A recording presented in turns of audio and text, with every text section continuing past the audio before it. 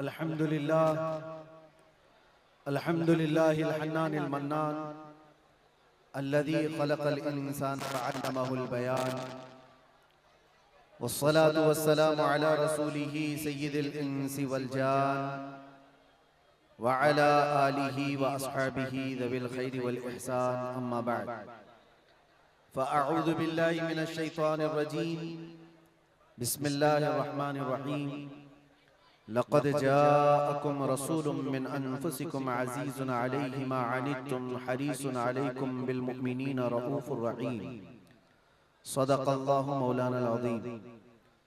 बारगाह रिसालत में आप सल्लल्लाहु तआला अलैहि वसल्लम में एक बार दुरूद पाक का हदिया पेश करें। अल्लाहुम्मा सल्लि अला सय्यिदिना व मौलाना मुहम्मदिन मअदनिल जूदि वल करम व आलिही व अस्हाबिहिल किराम व इब्निहिल करीम व बारिक व सल्लिम सलातन दाइमतन सरमदन अबदा। आई नई हुकूमत सिक्का नया चलेगा, आई नई हुकूमत सिक्का नया चलेगा, आलम में रंग बदला सुबह शबे विलादत, हश्र तक डालेंगे हम पैदाइशे मौला की धूम, मिस्ले फारस नजद के किले गिराते जाएंगे, खाक हो जाएं अदू जलकर मगर हम तो रजा, दम में जब तक दम है जिक्र उनका सुनाते जाएंगे। अजीज़ा ने गिरामी वक़ार, आप तमामी अहबाब को सबसे पहले मैं इस अजीम साअत की मुबारकबादी पेश करता हूँ जो अल्लाह तबारक व तआला ने हमारी जिंदगियों में अता फरमाया है। ये कितना अजीम इत्तेफाक है और बल्कि कितनी अजीम सआदत है कि हम अपनी जिंदगियों में 1500 साला जश्न ईद मिलादुन नबी मनाने जा रहे हैं। अल्हम्दुलिल्लाह, ये रसूल करीम सल्लल्लाहु तआला अलैहि वसल्लम की विलादत बासआदत का 1500 सालाना जश्न ईद मिलाद हम सुन्नियों की किस्मत में मनाने आ गया है। एक बात आपको बताता चलूं कि हुजूर पाक सल्लल्लाहु तआला अलैहि वसल्लम की विलादत की खुशी मनाना ये अल्लाह तबारक व तआला ने किस्मत वालों को अता फरमाया है। जिसकी किस्मत अच्छी है वो हुजूर पाक के जिक्र से खुश भी होता है, फलता भी है और फूलता भी है, और जिसकी किस्मत फूटी है वो जलता भी है, जलाता भी रहता है। हमें आज उससे गरज नहीं, आप शरीयत के हुदूद में रह करके हुजूर पाक सल्लल्लाहु अलैहि वसल्लम की आमद की जितनी खुशियां मनाएं वो कम है। जितना हुक्म हमें दिया गया है उन सारी खुशियों के साथ आप लोग मियां साल भर में एक बार थोड़ी ना मीलाद मनाने की खुशी है, और एक साल ही नहीं, हमारा मसलक तो ये है कि इस साल ही ईद मिलाद नहीं मनाएंगे बल्कि हश्र तक डालेंगे हम पैदाइशे मौला की धूम, और बल्कि ये अपना अकीदा बना करके चलो दम में जब तक दम है जिक्र उनका सुनाते जाएंगे।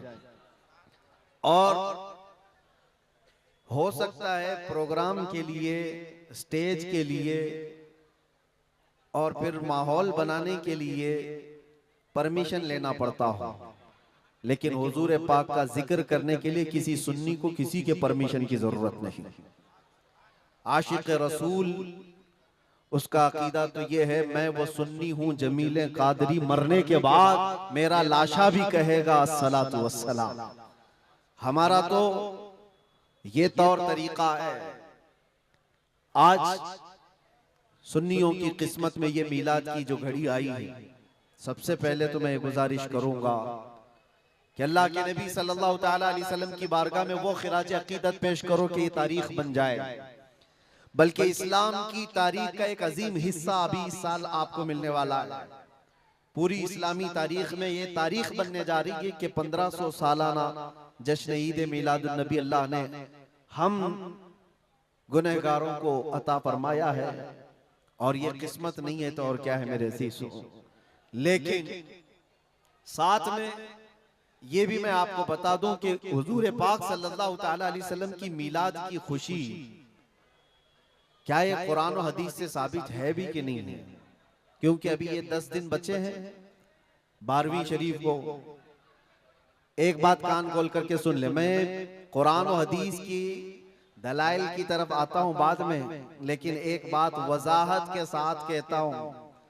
हुजूर पाक सल्लल्लाहु ताला अलैहि वसल्लम की विलादत बासआदत 12 रबीउल अव्वल शरीफ को हुई। असह रिवायात और अरजह रिवायात के मुताबिक हर साल हुजूर की विलादत की खुशी हम 12 रबीउल अव्वल को ही मनाएंगे, अगरचे किसी और की तरफ से, डिपार्टमेंट की तरफ से या पुलिस वालों की तरफ से जुलूस किसी और भी दिन निकलता हो, 12 रबीउल अव्वल को 12वीं ही होगी। हुजूर पाक सल्लल्लाहु ताला अलैहि वसल्लम की विलादत 12 रबीउल अव्वल शरीफ को हुई और ये कयामत तक डेट बदली नहीं जाएगी इंशाअल्लाह। और जो कुरान और हदीस की बात मैं अर्ज कर रहा हूं, सबसे बड़ी बात तो ये है, आप रसूल पाक सल्लल्लाहु अलैहि वसल्लम को खुदा समझते हैं या खुदा का रसूल समझते हैं? खुदा का रसूल समझते हैं तो फिर मिलाद मनाओ, इसलिए कि खुदा की मिलाद नहीं हो सकती, खुदा की मिलाद नहीं हो सकती, क्योंकि अल्लाह के बारे में अकीदा क्या है हमारा? लम यलिद वलम यूलद, वो ना किसी से पैदा हुआ ना उससे कोई पैदा होगा। अल्लाह किसी से पैदा नहीं हुआ और अल्लाह के पैदा होने की कोई तारीख नहीं बनाई जा सकती, उसकी मिलाद नहीं हो सकती। और रसूल पैदा हुए हैं 12 रबीउल अव्वल शरीफ को। आपकी माँ भी है और आपके बाप भी हैं और आपसे भी लोग, आपसे भी बच्चे पैदा हुए हुजूर पाक सल्लल्लाहु अलैहि वसल्लम से। तो हम पूरी दुनिया में हुजूर की मिलाद मना करके शिर्क को तोड़ने वाला अमल करते हैं, शिर्क को तोड़ने वाला अमल करते हैं। कोई हमारी तरफ जो शिर्क का फतवा देता है उसे कान खोलकर सुन लेना चाहिए। मिलाद मनाकर हम बताते हैं हम मोहम्मद अरबी सल्लल्लाहु अलैहि वसल्लम को खुदा नहीं समझते बल्कि खुदा का रसूल समझते हैं। अगर खुदा समझते या खुदा के बराबर समझते तो हुजूर की मिलाद कभी नहीं मनाते, क्योंकि अल्लाह की मिलाद नहीं मनाई जाती तो हम रसूल की भी मिलाद नहीं मनाते। दोनों को अगर बराबर समझते नहीं, हम सुन्नियों का अकीदा यह है, मैं मानता हूं अक्ल वालो मेरा मोहम्मद खुदा नहीं है, मगर दिलों में ये नक्श कर लो कि वो खुदा से जुदा नहीं है। यह हमारा है। रसूल करीम सल्लल्लाहु ताला अलैहि वसल्लम की मिलाद मनाना शिर्क को तोड़ने वाला अमल है, शिर्क को खत्म करने वाला अमल है।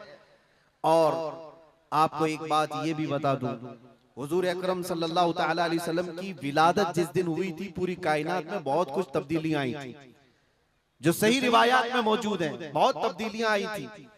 अरब उस वक्त जो रेगजार था, सहरा था, सब्जा देने लग गया, बारिशें बराबर होने लग गई। अरब में आज भी बारिश नहीं होती है, साल में 2-4 बार बारिश के कतरात गिर गए, अलग बात है।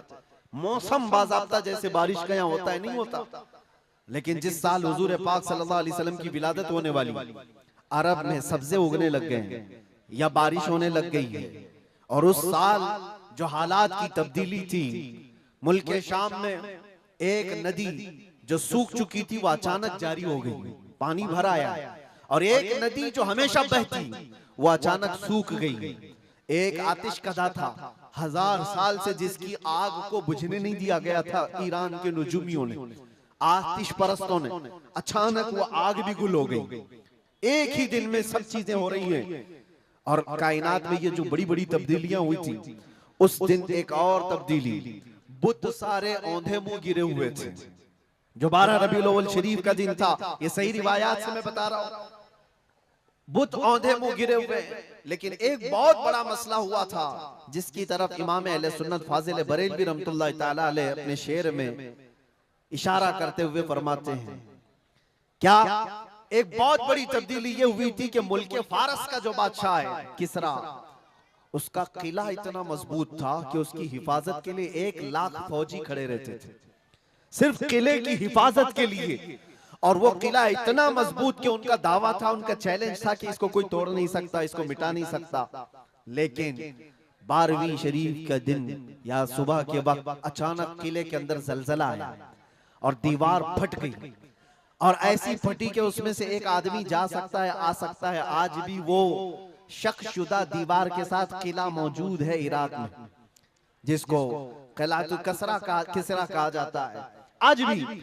अब आप अंदाजा करें 2000 साल से वो किला आज तक मौजूद है, तो उस वक्त कितना मजबूत रहा होगा। उस वक्त किले के अंदर जलजला आया, और तख्त उलट गया, दीवार में दरार पड़ गई, वो दरार आज भी मौजूद है। बादशाह हैरान और परेशान।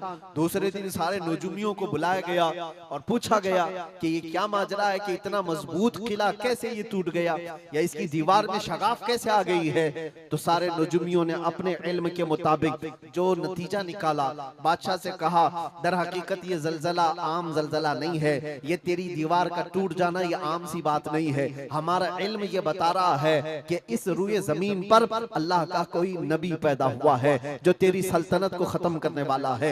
एक बच्चा अरब में ऐसा आया है, आई नई हुकूमत, सिक्का नया चलेगा, आलम में रंग बदला, सुबह शबे विलादत। उस दिन जो हुआ था उसको इमाम अहले सुन्नत क्यों फरमाते हैं, वो एक दिन की बात है ना। हुजूर की विलादत हुई, फारस के किले में क्या हुआ, जलजला आया। हुजूर की विलादत इधर मक्का में हुई और मुल्क फारस में जलजला आया और किले के अंदर दरार आई। अब सुनो, आला हजरत कहते हैं हश्र तक डालेंगे हम पैदाइश मौला की धूम, यानी कयामत तक हम रसूलुल्लाह की मिलाद का जिक्र धूमधाम से मनाएंगे। इसका असर क्या होगा, फारस में तो देखा था किले में जलजला आ गया था, हुजूर के पैदाइश के जिक्र से ही किला हिल गया था। अब हम जब जब जिक्र करेंगे मिसले फारस नजद के किले गिराते जाएंगे, मिसले फारस नजद के किले गिराते जाएंगे। आज जिन लोगों के किले गिरते हैं या हिलते हैं वो जिक्र मुस्तफा से ही गिरते हैं, लेकिन उसका हमें कुछ असर नहीं होना चाहिए। खाक हो जाएं अदू जलकर मगर हम तो रजा, दम में जब तक दम है जिक्र उनका सुनाते जाएंगे। अजीजा ने गिरामे वक़ार, मैं बहुत छोटे से वक्त के लिए आपके पास आया हूं, लेकिन एक अजीम मैसेज देकर के कि मिलाद मुस्तफा सल्लल्लाहु अलैहि वसल्लम के मौके पर सारे सुन्नियों को यह चाहिए कि सिर्फ झंडे लगाने और कुमकुमे लगाने और बड़े बड़े नारे लगाने से ही ईद मिलादुन नबी का आप एहतमाम नहीं कर रहे हो, बल्कि हर सुन्नी आशिक रसूल को चाहिए कि वो इस मौसम में नहीं बल्कि पूरी जिंदगी उसकी है, लेकिन इस मौसम में खास तौर पर अपने नबी पाक सल्लल्लाहु अलैहि वसल्लम की सीरत तो पढ़ ले, मेरे आका सल्लल्लाहु अलैहि वसल्लम की बायोग्राफी मालूम हो जाए, हुजूर पाक की जिंदगी को समझ जाएगा। तो मेरे अजीजों, ये हवाओं के झोंकों से उसका कभी कुछ बाल बेका नहीं हो सकता। जो नबी पाक सल्लल्लाहु अलैहि वसल्लम को पढ़ा हुआ है वो तूफानों और आंधियों में अपना मजहब नहीं बदल सकता, वो लोगों की लालच पर अपना दीन का सौदा नहीं कर सकता। ये वही लोग हैं जो दीन के सौदा करते हैं जिन्होंने अपने नबी को नहीं पढ़ा। हुजूर पाक सल्लल्लाहु अलैहि वसल्लम को जिन आंखों ने एक बार देखा है वो सहाबा की जिंदगी तो देख लें, उनको खोलते हुए तेल में भी डाल दिया गया, मगर दामन मुस्तफा से हाथ हटाना तो दूर की बात है, जुबान पर लफ्ज लाना भी उन्होंने कभी गवारा नहीं किया। जानते हो, 3 भाई थे, ये कलयुगी में एक हिकायत लिखी हुई है, 3 सगे भाई थे, एक ईसाई बादशाह ने गिरफ्तार कर लिया, तीनों जवान थे, 20 से 30 साल के बीच में, और बादशाह ने कैद करके उनको सबसे पहले क्या कहा, तुम अपना दीन बदल लो, धर्म परिवर्तन कर लो, मोहम्मद अरबी सल्लल्लाहु अलैहि वसल्लम के जो कसीदे गाते हो छोड़ दो। लेकिन देखो, याद रखो, उसमें से जब बादशाह ने ये बात रखी तो उन्होंने कहा नहीं, हमारा दीन इतना सस्ता नहीं है कि हम तुम्हारी कैद में आते ही बदल डाले। उसने कहा अगर तुम बदल लोगे तो मैं तुम्हें अपने वजारत में, सिपाहियों में बड़े मनसब पर रखूंगा। नहीं माना, ठुकराया। बादशाह ने क्या कहा, इसकी सजा तुम्हें भुगतने के लिए तैयार रहनी होगी। तैयार। बहुत बड़े एक कढ़ाई में तेल को लाकर खौलते हुए तेल में उसमें से सबसे बड़े भाई को डालने का हुक्म दिया। बादशाह ने जैसे हुक्म दिया, जल्लाद आया और उन 3 भाइयों में से एक को उठाया और खोलते हुए तेल में डाल दिया। अंदाजा करो, मोमबत्ती पर अगर तुम्हारी उंगली भी लग जाए ना तो चमड़ी जल करके निकल आएगी, और पता नहीं कितने दिन तक इसकी जलन आपको होती रहे। लेकिन एक पकते हुए तेल में डाला जा रहा है, डाल दिया, जिस्म पूरा चरमरा गया। थोड़ी देर गुजरी, 2 भाई और मौजूद, दूसरे को बुलाया गया, देखा तुम्हारे भाई का हश्र क्या हुआ है, तुम अगर बादशाह की पेशकश को कबूल कर लो तो शायद तुम्हारी जान बच सकती है। दूसरे ने मुस्कुराया और कहा वही शायद उनकी ही जुबान थी जो बरेली से यूं आती है, जिंदगी ये नहीं किसी की किसी के लिए, जिंदगी है नबी की नबी के लिए। मेरे बड़े भाई को जलाने के बाद अब तो तुमने और भी मुश्किल कर दिया है फैसला। मैं इस बात के लिए तैयार हूं कि इससे बड़े तेल में भी मुझे डाला जाए, लेकिन जुबान पर मेरे मुस्तफा के दामन को छोड़ने वाली बात कभी नहीं ला सकता। दूसरे भाई को भी उठाया गया और खोलते हुए तेल में डाल दिया। दो भाइयों की शहादत हो गई जगह पर ही। वो तेल में डालना जुबान पे अल्फाज हो सकता है, आसानी से हम बोल रहे हैं और आप आसानी से सुन रहे हैं। प्रैक्टिकल जिसके साथ होगा वो अंदाजा कर सकता है दर्द और कर्ब किसको कहते हैं, शिद्दत की तकालीफ किसको कहते हैं। मेरे अजीजों, तीसरा जो नौजवान था वो बहुत ही कम उम्र का था, 22 से 23 साल का होगा। बादशाह का जो वजीर वहां पर था, उसने देख करके बादशाह से कहा, इस लड़के को मेरे हवाले कर दीजिए, मैं इसको बदल करके लाऊंगा, मेरा चैलेंज है। क्यों जान इसकी भी ले लेंगे, मैं इसको बदल करके लाऊंगा। इतने मजबूत लोग कैसे हो सकते हैं अरब के कि खोलते हुए तेल में इनके भाइयों को डाला गया, तब भी ये बदल नहीं रहे। दो को मरते हुए, अरे यहाँ एक को डंडा पड़ते हुए देखकर सारे भाग जाएं, और ये दो को जलते हुए देख करके भी टस से मस नहीं होते। कैसा अकीदा है, कैसा तसल्लुब है इनका। बादशाह ने कहा, किस बात पर तुम्हें यकीन है कि इसको तुम बदल लाओगे। उसने कहा, मुझे भरोसा है, आप मुझे दीजिए 1 महीने का टाइम, इसको बदल कर न लाऊं तो फिर मुझे आप जो सजा दे। बादशाह ने कहा, ठीक है ले जाओ।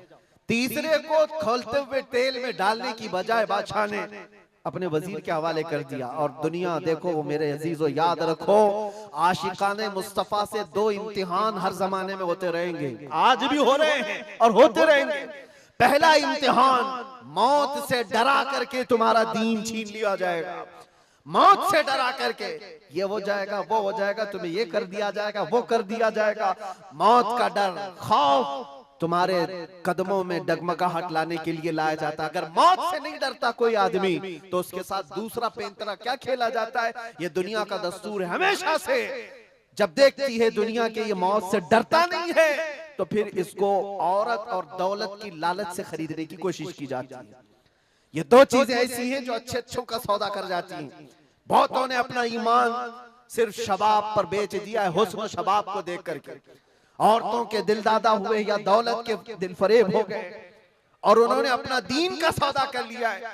नौजवानों याद रखो, तुम्हारी जिंदगी में अगर ये 2 इम्तिहानों में से कोई इम्तिहान आए, तो अपने नबी पाक को याद कर लेना, हुजूर को याद कर लेना, और अल्लाह के नबी सल्लल्लाहु अलैहि वसल्लम की बारगाह में ये इस्तिगासा कर लेना कि मेरे आका, बड़ा सख्त और कठिन वक्त आया है। दुनिया मौत से डरा करके कभी मेरा ईमान छीनने की कोशिश कर रही है, अगर उससे मैं नहीं डगमगाया तो दुनिया मुझे हुस्न शबाब की लालच दे करके अपनी तरफ लेना चाहती है। अब उस वजीर ने क्या किया, उस छोटे से नौजवान लड़के को अपने घर ले गया, और उसकी बेटी थी जो निहायत हसीन और जमील, बहुत खूबसूरत लड़की उस वजीर की थी। अपनी बेटी को बुलाया और कहा, बेटी तेरे लिए एक काम देता हूँ, 1 महीना हमको मिला है, इस नौजवान को अपनी मोहब्बत में, अपने हुस्न जमाल में लेकर के आजा, बादशाह सलामत से जो इनाम चाहे तुझे ला करके दे दूंगा।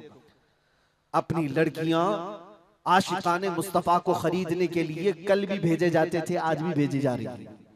हो सकता है बहुत सारी जगहों पर जो हमारे लोग मुर्तद होते जा रहे हैं, वो जो बच्चियां आज अपने दीन और ईमान का सौदा करके भागती हैं किसी गैर के साथ, और कहीं जा करके शादियां रचाती, वो ये समझती हैं कि ये कॉमन सी बात है।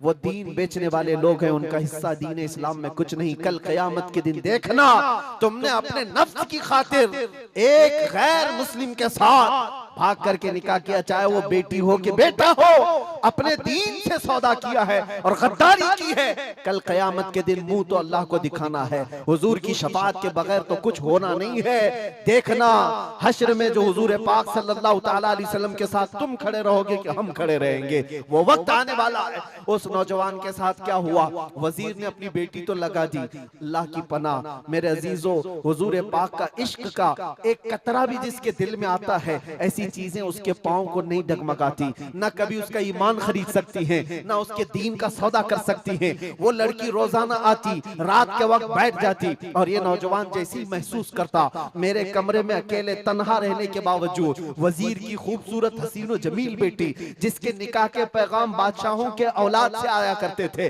शहजादे निकाह का पैगाम भेजा करते, वो लड़की मेरे पास आकर बैठ जा रही है। नौजवान क्या करता था, मुसल्ला बिछाया और सजदे में गिर गया। जब तक वो उठती नहीं थी ये सर उठाता नहीं था। ये रात भर के सजदे इसके इसी तरह रहते। वो ऊँगती रहती, देखती रहती, इंतजार करती रहती और थक करके वापस चली जाती।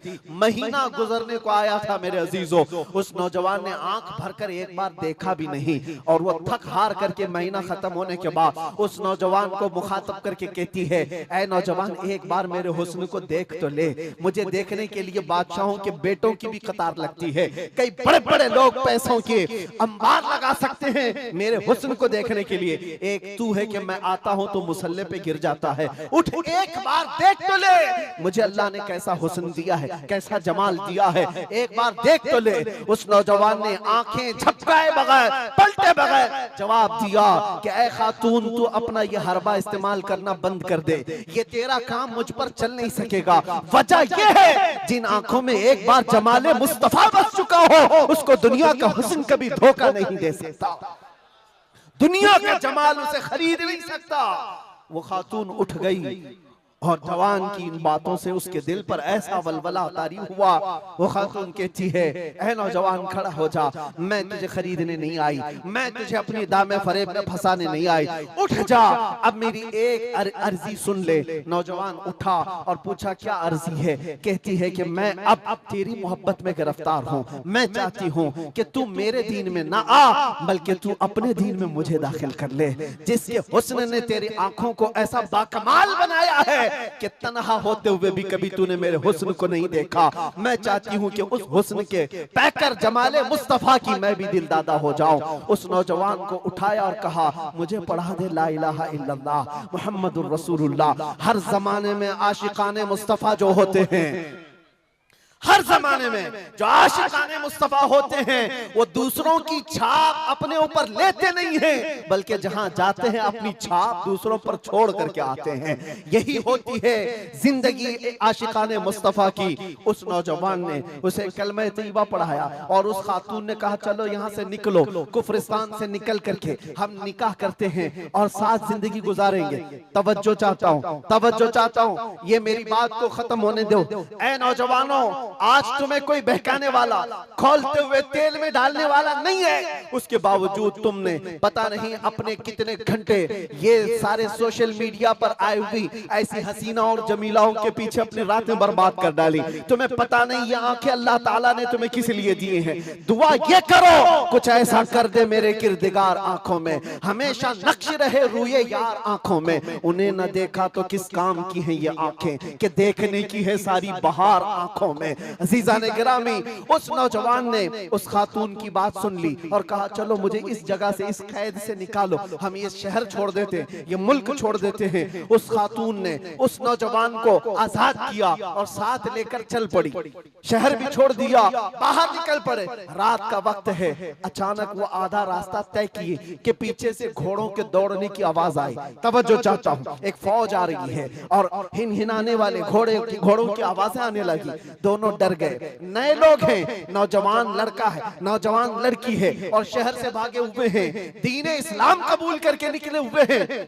बादशाह को हो सकता है खबर हो गई होगी, वजीर को पता चल गया होगा कि कैद से निकला हुआ ये फरार मुजरिम हमारा शहर छोड़कर जा रहा है। पूरी फौज आती हुई नजर आ रही थी। ये दोनों एक दरख्त के पीछे ओट पर छुप कर खड़े हो गए। पता नहीं अब इसके आगे क्या होने वाला है, हमें गिरफ्तार कर लिया जाएगा, हो सकता है हमारा भी अंजाम वही होगा जो हमारे दो भाइयों के साथ हुआ। लेकिन इत्तेफाक की बात है, वो घोड़े करीब से करीब आते गए, वो फौज करीब आ गई और जब आ गई तो करीब आकर वो फौज रुक गई।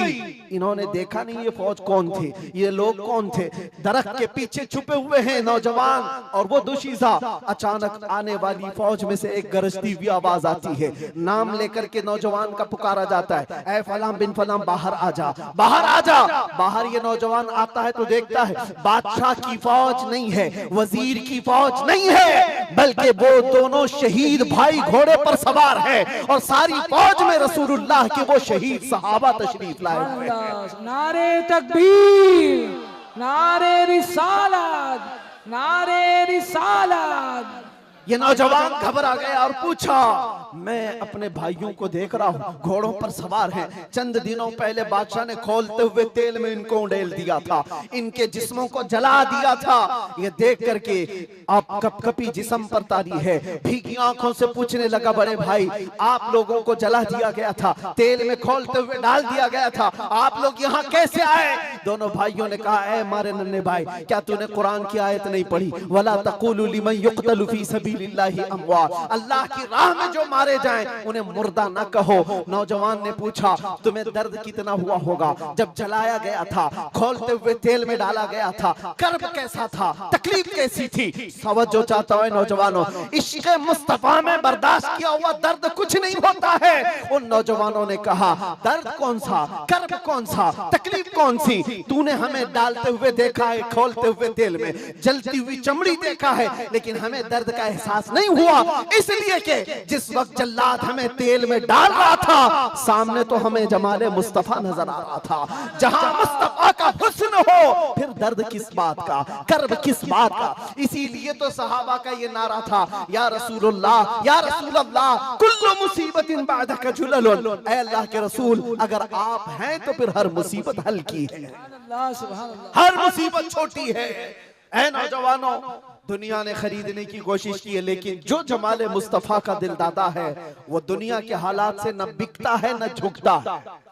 अपना मिशन ऐसा बनाओ कि तुम्हें 100-500 रुपए में खरीदे जाने वाली कौम का लक़ब न दिया जाए, बल्कि इकबाल आज से 100 साल पहले कहता था, इकबाल शायर मशरिक, अंग्रेजों ने क्या कहा था हमारे मुतालिक, वो अपने शार में कहा है। अंग्रेज क्या कहते थे? थक गए थे, थक गए थे। आपको क्या पता है हिंदुस्तान की इस आजादी में जितने आज बड़े बुलंद बांग दावे किए जाते हैं, पता है नौजवानों, तारीख याद रखो, 30,000 उलमाए अहले सुन्नत को इन्होंने दिल्ली से लेकर कश्मीर तक हर झाड़ी पर फांसी पे लटकाया हुआ था। 30,000 उलमाए अहले सुन्नत। काला पानी की सजा अंडमान निकोबार में किसको दी गई थी? अल्लामा फजले हक खैराबादी, इनायत अहमद काकोरवी, जिनकी पीठ की हड्डी तोड़ दी गई थी, खड़े नहीं हो सकते थे। 8-8 साल 10-10 साल तक झुकी हुई कमर के साथ इनको सजाएं दी गई। किफायत अली काफी कौन है, जिनको भरे बाजार में चौराहे पर लाकर अंग्रेजों ने फांसी पर चढ़ाया था। जालिमात तारीख भुला देते हैं, या तारीख के चेहरे पर आज मट्टी थोपने की कोशिश की जाती है, और हमारे नौजवान है कि याद नहीं रखते हमारी तारीख। या आशिकाने मुस्तफा थे, अंग्रेजों की नाक में अगर किसी ने दम किया था तो वो आशिकाने मुस्तफा की जमात थी, आशिकाने मुस्तफा की जमात थी। किफायत अली काफी को सूली पर चढ़ा रहे थे, लेकिन जानते हो उससे पहले किफायत अली काफी एक आलिम दीन, उस आलिम दीन को गिरफ्तार करने के लिए कितने कुत्ते आए थे? 3,000 अंग्रेजों की फौज ने मिलकर के एक आलिम दीन को गिरफ्तार किया था। हमेशा से यही तारीख रही है, हमेशा से।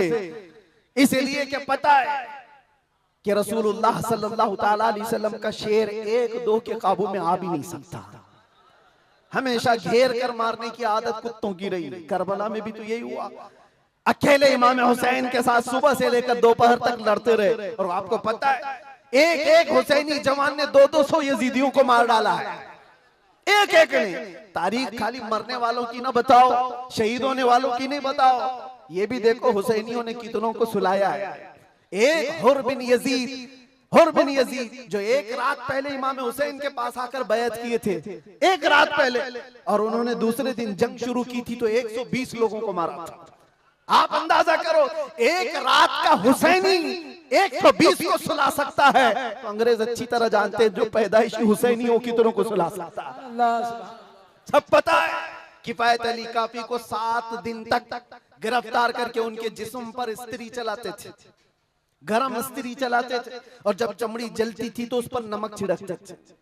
और किफायत अली काफी को बार बार कहते, फतवा बदल डालो, आ जाओ हमारे वजारत में, हमारा मनसब ले लो, हर महीने पाउंड दिए जाएंगे, बरतानिया के पाउंड। लेकिन आशिक मुस्तफा डॉलर और बरतानिया के पाउंड पर नहीं बिकता, वो हुस्न मुस्तफा का दिलदादा होता।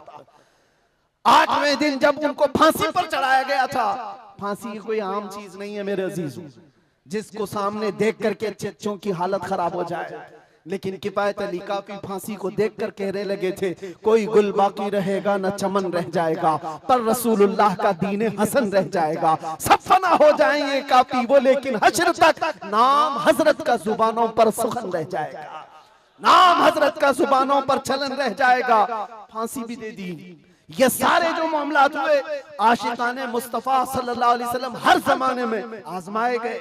और मैं कह रहा था क्या बात, इधर उधर न जाए बात, अंग्रेज मजबूर होकर ये कहने पर आ गए थे, ये फाका कश मौत से डरता नहीं जरा, ये फाका कश मौत से डरता नहीं जरा। आशिकाने मुस्तफा ने हर जमाने में लोगों की नाक में दम कर रखा है, तादाद में थोड़ी ही क्यों ना हो, तादाद में थोड़ी क्यों ना हो, लेकिन डर इनको सबसे लगता है।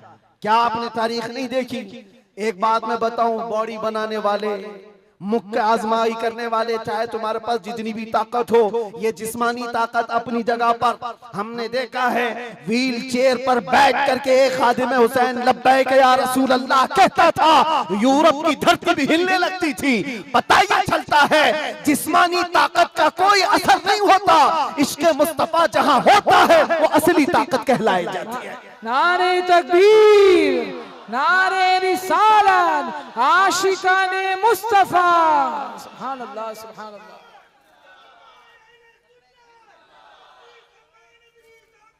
जिंदाबाद, अल्लाहु अकबर, आला हजरत, आला हजरत, आला हजरत, आला हजरत, अल्लाहु अकबर, या रसूल अल्लाह, जिंदाबाद, जिंदाबाद। मेरे अजीजों, बात सिर्फ इतनी है, यही मैंने एक साहब से पूछा था कि मियां तकरीरें बहुत होती हैं, भाषण भी बहुत होते हैं, क्या क्या नहीं कहा जाता। हमने खाली कुछ देर की खामोशी ही तो कहा था।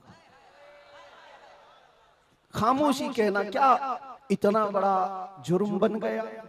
वो तो आप सबको भी पता है कहां कहां से हमारे जुलूस निकाले गए, कहां कहां का क्या क्या देखा। बहरहाल मैं वो दास्तानें बताने नहीं आया हूं, लेकिन इतनी बात मुझे आज भी एहसास दिलाती है, ये अल्लाह का करोड़ा एहसान है। तुमने मुझे हथकड़ियां पहनाई है, घुमाया, जहां भी रखा, जिस तरह भी रखा। 8 महीने क्या 8 साल रखते या 80 साल अगर उम्र होती तो रखते, इससे फर्क नहीं पड़ता। डर तो ये था कि चोरी में नहीं ले गया, डकैती में नहीं ले गया, रेप में नहीं ले गया, मर्डर में नहीं ले गया। दुनिया को तुम्हें बताना पड़ेगा इस आलिम को क्यों ले गया, तो तुम पुकार करके यही कहोगे इश्क़ मुस्तफा की बात करता था इसलिए ले गया। सुभान अल्लाह, लब्बैक लब्बैक लब्बैक या रसूल अल्लाह, लब्बैक लब्बैक लब्बैक या रसूल अल्लाह, लब्बैक लब्बैक। हमारा जुर्म यही तो है, दुनिया को तुम्हें बताना होगा क्या जुर्म किया था। अपनों को भी बताओ और दूसरों को भी बताओ। इसलिए मेरे अजीजों, कई मर्तबा ऐसा हुआ कि हमने अपने साहबों से पूछा भी था कि बात क्या है, छोटी सी बात को इतना ज्यादा क्यों बनाया गया। उन्होंने कहा बात छोटी है, लेकिन हमको ऐसा लग रहा है कि कई सालों से जो मरे हुए वो भी खड़े होने लग रहे हैं, कई सालों से जो सोए हुए हैं वो भी उठने लग रहे हैं। हम नहीं चाहते कि इस तरह का माहौल बन जाए, लेकिन याद रखना मेरे अजीजों, इश्क़ मुस्तफा पर बात करना, इज्जत मुस्तफा का चर्चा करना, अगर ये जुर्म है तो ये जुर्म मौत तक 1000 बार हम करते रहेंगे, 1000 बार करते रहेंगे। इसलिए कि इससे कोई समझौता नहीं। हाँ, हम कानून के खिलाफ कोई बात नहीं करते। अगर अपने नबी पाक की इज्जत की बात करना जुर्म है तो ये जुर्म तो हम करते ही रहेंगे, ये करता रहे, हर नौजवान भी करेगा। नाम मुस्तफा लेना कोई जुर्म नहीं है, हुजूर की इज्जत की बात करना कोई जुर्म नहीं है। लेकिन एक साहब ने कहा, मुझसे कहा कि मुफ्ती साहब आप बयान करो, जितना करना है अपने नबी की तारीफ करो, जो करना है करो, लेकिन आप ये दूसरों को कुत्ता क्यों बोलते हो, ये सारी चीजें क्यों कहते हो। मैंने कहा अगर आपकी माँ को कोई बदकार कह दे, आपकी माँ को कहे कि बदकार है, तो आपको कैसा लगे। तो वो खड़े हो गए, कहा मेरी माँ को क्यों मिसाल में ला रहे हो, आप मेरी माँ के बारे में मिसाल क्यों दे रहे हो। मैंने कहा अभी तो मिसाल ही दिया, गाली नहीं दिया, खाली मिसाल, सपोज, एग्जाम्पल, इस पर आप इतना भड़क गए। याद रखो मेरे अजीजों, आप अपनी माँ से जितना मोहब्बत करते हैं, करोड़ों माँ से ज्यादा एक सुन्नी आशिक रसूल अपने नबी से मोहब्बत करता। हमारी जाने कुर्बान उस नबी पाक की जात पर। आप रुए माजना में मुस्तफास, आप क्या समझते हो दुनिया में जो इज्जत है वो हमारी टोपी दाढ़ी से है, हमारे जुब्बे कुब्बे और हमारे रंगो नस्ल से है। हमें इज्जत हमारे रंगो नस्ल और हमारे नाम और नमूद, हमारे इल्म और हमारे मनसब, हमारी पगड़ी और हमारे जुब्बे नहीं दिलाते। हमें जो इज्जत मिलती है वो किस बात पर, जब तक बिके न थे तो कोई पूछता न था, या रसूल अल्लाह तुमने खरीद कर हमें अनमोल कर दिया। ये नाज ये अंदाज हमारे नहीं होते, झोली में अगर टुकड़े तुम्हारे नहीं होते, जब तक के मदीने से इशारे नहीं होते, रोशन मेरी किस्मत के सितारे नहीं होते। बेदाम ही बिक जाए ये बाजार नबी में, इस शान के सौदे में खसारे नहीं होते।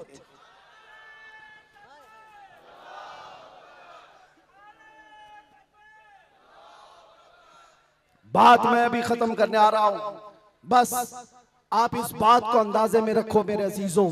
दुनिया में बहुत आंधियां हैं, बहुत तूफान, और लोग कहते हैं हालात सही नहीं है, हालात सही नहीं है, इसलिए ऐसे चलना चाहिए। हालात तो हुजूर जब ऐलान नबूवत किए थे उस वक्त से लेकर अब तक कभी सही हुए ही नहीं, कभी सही नहीं हुए। क्या बदर में हालात सही थे? उहद में हालात सही थे? खंदक में हालात सही थे? खैबर में हालात सही थे? फतेह मक्का में हालात सही थे? करबला में हालात सही थे? कभी नहीं हुए। तो ये क्या ताना दिया जाता है, ये क्या मसलहत और हिकमत की बात की जाती है? हालात बड़े पेचीदा हैं, हालात बड़े सख्त है मेरे अजीजों। ये क़यामत तक ऐसे हालात रहने वाले। सतीजा कार रहा है अजल से ता इमरोज, शरारे बू लहबी से चिराग मुस्तफवी, हर जमाने में ये हालात रहेंगे। आशिक मुस्तफ़ा को इन्हीं हालात में परचम रिसालत बुलंद करके रखना है। वो सहाबा से पूछो जो निकल पड़ते थे, पैरों में चप्पल नहीं और कपड़ों पर पैबंद लगे हैं, एक खजूर की गुठली पर पूरा दिन गुजार लेते थे, फाका कश थे, लेकिन उनसे पूछो क्या उनके लिए हालात सही थे? जब अफ्रीका जा रहे थे, जब यूरोप की कलीसाओं में अजानें दे रहे थे, अफ्रीका के तपते हुए सहराओं में नामे मुस्तफा बुलंद कर रहे थे, उनसे पूछो हालात सही थे? वो कहेंगे कहां के हालात सही थे, उस वक्त भी हालात सही नहीं थे, लेकिन उसके बावजूद उन सहाबा का हाल ये था, दस्त तो दस्त है, दरिया भी न छोड़े हमने, बहरे जुल्मात में दौड़ा दिए घोड़े हमने, आ गया ऐन लड़ाई में गर वक्त नमाज, किबला रूहों के ज़मीन बोस हुई कौमे हिजाज, एक ही सफ में खड़े हो गए महमूद अयार, न कोई बंदा रहा न कोई बंदा नवाज। ये सहाबा का मसलक था, उनका मामूल था, टल न सकते थे, जंग में अड़ जाते थे, पांव शेरों के मैदान से उखड़ जाते थे, हक से सरकश हुआ कोई तो बिगड़ जाते थे, अरे तेग क्या चीज है, हम तोप से भी लड़ जाते थे। अजीजा ने गिरामी, आप मजबूती पैदा करो नामे मुस्तफा के साथ। आला हजरत की एक बात बड़ी प्यारी लगी, आप बड़े परेशान थे और ये बात मैं आपको बताकर चलूं, जो इस हक रास्ते पर आएगा उसे समझ करके चलना पड़ेगा, कांटों के रास्ते हैं। ऐसा नहीं कि हर जगह फूल सजाए जाएंगे। लोग ये समझते हैं नामों से रिसालत की बात करें और फिर हलवे पराठे खाते रहे और हम नजराने लेते रहे लोगों के यहाँ जाकर के। लोगों को ऐसा लगता है, आज मैं इस बात की वजाहत करता हूँ, वल्लाह बिल्लाह तल्लाह, कभी मुझे फकीर की कभी ये ख्वाहिश नहीं होती कि लोग मेरे नाम का नारा लगाएं, कभी नहीं। जो नारा लगे वो मेरे मुस्तफा के नाम का हो। हमारी अपनी कोई इज्जत नहीं है, हमारा इस्तेकबाल करना कहीं पर किसी के लिए वाजिब नहीं। आपकी मोहब्बत सर आंखों पर, लेकिन मैं इसका आशिक नहीं और ना ही इसका ख्वाहिशमंद, ना ही बुलंदो बाला इस्तेकबाल के साथ बड़ी गाड़ियों में आना, ये ताम झाम, कभी मुझे इस चीज की ख्वाहिश नहीं रही। और अगर ऐसी ख्वाहिश होती तो इस गली में आकर के आपसे बयान नहीं कर रहा होता। हमने लाखों का मजमा भी देखा है, लेकिन एक बात है, इस रास्ते पर चलने वाले को ये सोच करके चलना होगा कि आजमाइश होगी और इम्तिहान होगा। कई मर्तबा दौलत से खरीदे जाने की कोशिश की जाएगी, माल और मनसब दे करके, या कभी हुस्न शबाब दे करके, या कभी मौत की धमकी दे करके। ये सारी चीजें हमने देखी हैं अपनी जिंदगी में, बहुत छोटी जिंदगी में मौत की धमकी भी दी गई है। और मुझसे कहा गया था कि अगर छूट गए तो ये समझ लेना कि दूसरा अवतार मिला है आपको। हम तो खैर अवतार देने वाले तुम नहीं हो, रज़्ज़ाक़ हकीकी अल्लाह रब्बुल इज्जत, जब तक वो न चाहे तुम्हारी सारी कायनात मिलकर के मेरा बाल बेका नहीं कर सकेगी। और अगर अल्लाह तबारक व तआला चाहे तो मच्छर और चूंटी से भी मौत हो सकती है। अल्लाह ना चाहे तो मोदी योगी से भी कुछ नहीं होता। अल्लाह अगर ना चाहे, अल्लाह अगर ना चाहे फिरौन और नमरूद से भी कुछ नहीं होता। और अगर अल्लाह चाह ले तो मच्छर से नमरूद भी मर सकता है और पानी से फिरौन भी हिलाक हो सकता है। हमारा अकीदा ये है, हमें उस बात का डर नहीं है। हमारी जिंदगी जब तक लिखी हुई है वो रहेगी और मौत आनी है तो आनी है। लेकिन इतना याद रखो मेरे अजीजों, क्या ही खूब है बिस्तर पर पांव रगड़ रगड़ करके मरने से बेहतर है कि नामे मुस्तफा बुलंद करके दुनिया से जाए। बुज़दिलों के साथ जाने से बेहतर है आशिकों की जमात में जाए। और आजमाइश तो होगी, इम्तिहान तो होगा। सहाबा के साथ क्या नहीं हुआ? उनके माल, उनकी औलाद, उनके घर बार सब लूट लिए गए थे मक्का में। आजमाइश ऐसी थी कि वो पूरा पूरा दिन एक खजूर की गुठली पर गुजारा करते थे और जंगें ऐसी उन पर मुसल्लत कर दी गई थी कि उनको अमन नाम की कोई चीज ही नहीं मिलती थी। हर घड़ी एक जंग से निकले दूसरी जंग, दूसरी से तीसरी। हुजूर पाक की वफादारी के साथ इम्तिहान तो होगा। आज मिलाद मुस्तफा है, नबी करीम सल्लल्लाहु ताला अलैहि वसल्लम के 1500 साला जश्न ईद मिलाद की हम तैयारियों में अपने ईमान को मजबूत करो, अपने अकीदे को मजबूत करो, इश्क़ रसूल इतना बढ़ा लो। मैं कभी कोई तलवार बंदूक बारूद की बात नहीं करता, ना ही मैं कभी कोई खुफिया मीटिंग करता हूँ, ना ही मैं कभी कोई तंजीम की बात करता हूँ कि तुम इस तरह की तंजीमें बनाओ, खुफिया मीटिंगें करो, लड़ने भिड़ने के मंसूबे बनाओ। नहीं, जो हमारी बात रिकॉर्ड कर रहे हैं वो भी सुन ले। मैंने कभी नौजवानों को लड़ने भिड़ने के लिए तैयारियां करने की कभी बात नहीं की। अरे मियाँ, मैं तो ब्लेड और चाकू की भी बात नहीं करता, प्लास्टिक की भी नहीं बात करता। मैं सिर्फ ये चाहता हूँ सर से लेकर पैर तक इश्क़ मुस्तफा में ऐसे ढल जाओ जिस गली से गुजरो मदीने की खुशबू आने लगे। तुम्हारा चलना फिरना कई कीड़ों की मौत का सबब बन जाएगा। आपको किसी हमले की जरूरत नहीं, आपको किसी पर अटैक करने की जरूरत नहीं। अपने दिल के अंदर इश्क़ मुस्तफा ऐसा बिठाओ, ऐसा बिठाओ। हमने देखा है मेरे अजीजों, हमने तन्हाई में बैठ के भी दिन गुजारे हैं और कई ऐसों के बीच में भी बैठ के दिन गुजारे हैं। हमारी अपनी तारीफ के लिए नहीं कह रहा, जहां ऐसे क्रिमिनल लोगों के बीच बैठते थे जो 20-20 साल से क्राइम में मुब्तला हैं, छोटे मोटे नहीं, मर्डर भी, रेप भी, ड्रग्स भी, सब उनके बीच बैठ करके देखा है। जब हुजूर पाक की बात की जाती है तो उनकी आंखों में भी आंसू आते हुए देखा है और तौबा करते हुए भी देखा है, रमजान में तरावी पढ़ते हुए भी देखा है। मैंने ये महसूस किया है दुनिया का एक ही इलाज है, इस उम्मत का एक ही इलाज है, वो मेरी बात का आखिरी हिस्सा है। इस दुनिया का एक ही इलाज है कि मोहम्मद से वफा तूने तो हम तेरे हैं, ये जहां चीज है क्या लौह कलम तेरे हैं। लब्बैक या रसूल अल्लाह, या अल्लाह या रहमान या रहीम, दिल माराकुन मुस्तकीम बिहक़्क़ि इय्याका नअबुदु व इय्याका नस्तईन। मालिक व मौला परवरदिगारा करीमा कारसाज़ा, तेरी दी हुई तौफीक से हमने जो कुछ भी पढ़ा और जो कुछ भी बयान किया और सुना, सब पर हमें अमल की तौफीक अता फरमा। हमारे इस जलसे पाक को अपनी बारगाह में शरफ़ कबूलियत अता फरमा। ए रब्बे करीम, इस जलसे ईद मिलादुन नबी को हमारी नजात का ज़रिया बना दे, हमारी बख्शिश का सामान बना दे। ए अल्लाह, हम सब के गुनाहों का कफ़ारा बना दे। जितने बच्चे, बूढ़े, जवान, मर्द, ख़वातीन इस जलसे पाक में हाजिर है मौला, इस जलसे से निकलने से पहले सबकी बख्शिश का ऐलान फरमा दे। अल्लाह, नाम मुस्तफ़ा के लिए हाजिर आए हुए ये चेहरे हैं, इश्क़ मुस्तफ़ा की भीख मांगते मौला, हमारे दिलों से हुब्बे दुनिया को ख़त्म फरमा दे, हमारे दिलों पर दूसरों का रौब और खौफ ख़त्म फरमा दे। अल्लाह करीम, इस दिल को तेरे दरबार में पेश करते हैं, इसमें इश्क़ मुस्तफ़ा अता फरमा दे। अल्लाह, हमारा दिल धड़कता रहे तो तेरे नबी पाक के नाम से धड़कता रहे, हम सबको नामों से मुस्तफ़ा के सिपाहियों में शुमार फरमा। अल्लाह, इस पूरे इलाके को मरकज़ इश्क़ रसूल बना दे। अल्लाह, हमारी नस्लों में क़यामत तक आशिकाने मुस्तफ़ा पैदा फरमा, हमारी औलाद को, हमारी नस्लों को, हमारे ख़ानदान को बदअक़ीदा और गुमराह होने से महफूज फरमा। या रब्बल आलमीन, या अकरमल अकरमीन, जिस तरह इन्होंने इस जलसे को सजाया है, इनको और हम सबको हमारी कब्रों को सजाने की तौफ़ीक़ अता फरमा। अल्लाह, हम सब की कब्रों को रोशन फरमा दे, या रब्बल आलमीन, या अकरमल अकरमीन, हमारी माओ बहनों बच्चियों बेटियों बहुओं बीवियों सबको हमने तेरे हवाले कर दिया, उनकी इज्जतों की हिफाजत फरमा। ऐ अल्लाह ए करीम खुदा, हम सब में जो बीमार है उन्हें शिफा अता कर दे, जो भी औलाद है उन्हें साहब औलाद बना दे, और जो कर्ज में डूबे हुए उनके कर्जों में आसानियां अता कर दे। ऐ अल्लाह जो बेरोजगार है उन्हें हलाल रोजियां अता फरमा, जो नाहक मुकद्दमे और जेलों में हो उनको आज़ाद फरमा दे।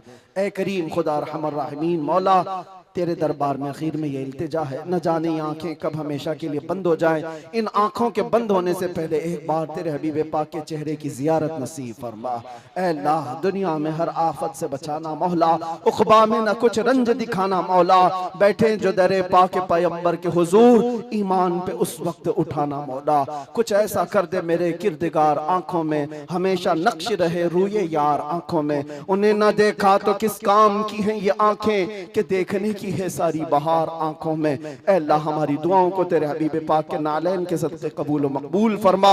इन्नल्लाह व मलाइकतहु युसल्लूना अलन नबी या अय्युहल्लज़ीना आमनू सल्लू अलैहि व सल्लिमू तस्लीमा। अल्लाहुम्मा सल्लि अला सय्यिदिना मुहम्मदिन मअदनिल जूदि वल करम व आलिहि व अस्हाबिहिल किराम व इब्निहिल करीम व बारिक व सल्लिम। दअवाहुम फीहा सुब्हानकल्लाहुम्मा व तहिय्यतुहुम फीहा सलाम व आखिरु दअवाहुम अनिल हम्दुलिल्लाहि रब्बिल आलमीन। जब दमे वापसी हो या अल्लाह, जब दमे वापसी हो या अल्लाह, लब पे जारी हो बस ला इलाहा इल्लल्लाहु मुहम्मदुर रसूलुल्लाह। एक ऐलान मेरी तरफ से, जुलूस ईद मिलादुन नबी सल्लल्लाहु अलैहि वसल्लम आएगा तो है नौजवानों, पूरी दुनिया आपको देख रही होगी। मेरा ये बयान हर आशिक रसूल तक पहुंचे। पूरी दुनिया उस वक्त आपके चलने फिरने के अंदाज को देख रही होगी। बड़े बड़े डीजे लाना और उस पे गानों की धुन की तरह थिरकना इस्लाम में हराम है, हराम है, हराम है। और एक हराम काम से अपने नबी पाक की मिलाद नहीं मनाई जा सकती। याद रखो, तुम अगर अपना एंटरटेनमेंट करना चाहते हो तो किसी और जगह जाकर करो, मिलाद मुस्तफा को बर्बाद ना करो। मेरी ये गुजारिश है हर नौजवान को, आप सुन्नत मुस्तफा सल्लल्लाहु अलैहि वसल्लम में मलबूस हो जाए और खूब खुशबू लगाए, खूब खैरात करे और नारे भी हो, हुजूर की नातें भी हो सब जगह, लेकिन डीजे के जरिए से या उस दिन नशा करके दूसरों को तकलीफ पहुंचाना और अपने जिस्म को तकलीफ पहुंचाना अल्लाह के नबी सल्लल्लाहु अलैहि वसल्लम को ईजा देने के बराबर है। हुजूर तो ये फरमाते हैं, तुम्हारे तलवों में कांटा भी चुभे तो उसका दर्द मुझे होता है। आप अंदाजा करो, उम्मत मुस्तफा हो और हुजूर पाक को ईजा देना और दर्द देना आपका मजहब नहीं हो सकता।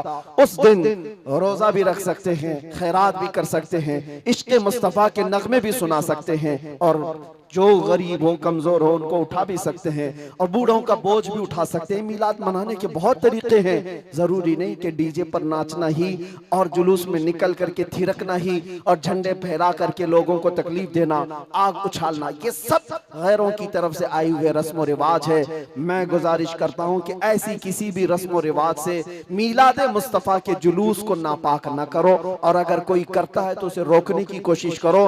तुम अपने बाप का इस तरह मना लेना या तुम्हारे बेटे का कर लेना, मगर मुस्तफा करीम के मिलाद को नापाक होने नहीं देना। इंशाअल्लाह जुलूस ईद मिलाद 1500 साल जो आ रहा है उसको इस तरह से मनाएंगे कि इश्क़ मुस्तफा की खुशबू हर गली कूचे में हम पहुंचाएंगे इंशाअल्लाह।